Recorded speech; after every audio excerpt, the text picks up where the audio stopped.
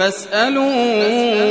أهل الذكر إن كنتم لا تعلمون.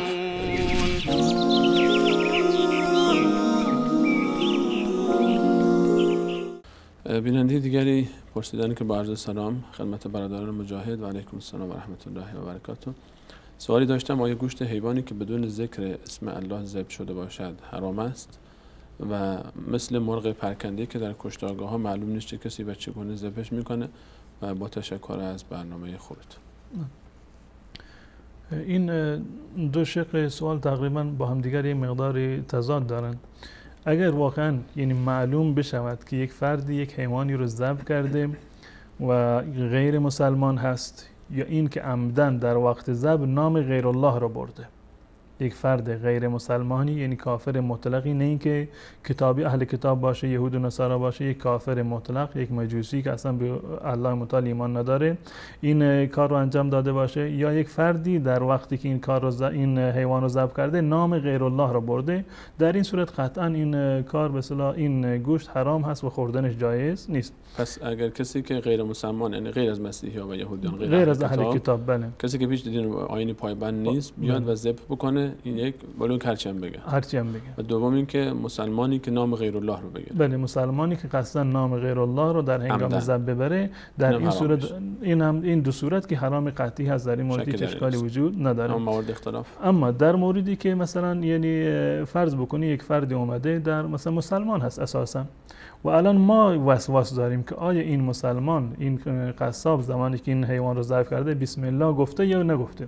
اصل بر این است که گفته، اصل این است که این فرد مسلمانی هست و معتقدی هست و این یک صورت که در این صورت هم اشکالی نداره. ما نباید در این زمینه وسواس اضافی به خرج بدیم و دنبال این نباشیم که اثبات بکنیم که این فرد این بسم الله را نگفته، ولو این که مسلمان بسم الله را فراموش کرده باشه، اساساً بهش اعتقاد داره، ولو این که بسم الله را فراموش کرده باشه، باز هم در واقع این حلال هست و جایز، اشکالی نداره. و نهایتا این است بنابر حدیثی که از حضرت عایشه رضی الله تعالی در این زمین نقل که سم الله انتم و کلوا، شما بسم الله بگید و بخورید. اما وقتی که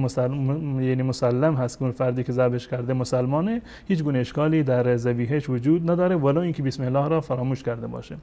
اما در مورد مرغ‌هایی که یا حیواناتی که در کشتارگاه‌ها به صورت به اصطلاح تجهیزاتی که وجود داره کشته میشوند، با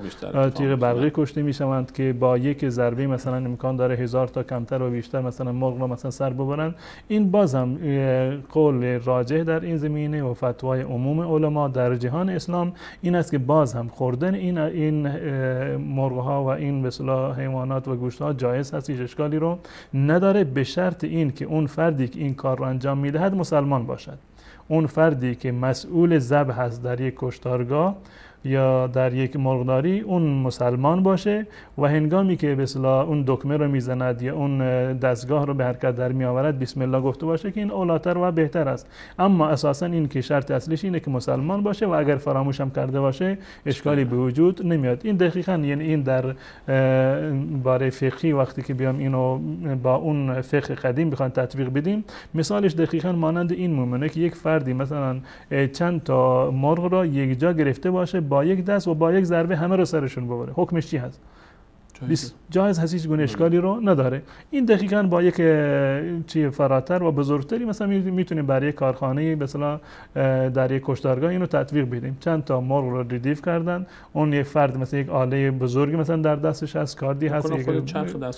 چرخ دستگاه به هر صورتی که باشه، این با حرکت دادن اون دستگاه یا با فشار دادن دکمه همون عملی رو انجام میده که اون کسی که در واقع ذبح با دست ذبح میکنه. پس بنابراین هیچ گونه اشکالی رو نداره و در این زمینه ما نباید وسواسی رو داشته باشیم. منتها در مواردی که مطمئن هستیم که صاحب شرکت مسلمان نیست یا از یک کشور غیر مسلمان اومده، معتقد نیستند، اساسا کافر هستند، اون یک حکم جداگانه داره. اما موضوع جناب دکتر، جناب استاد، همین موضوعی که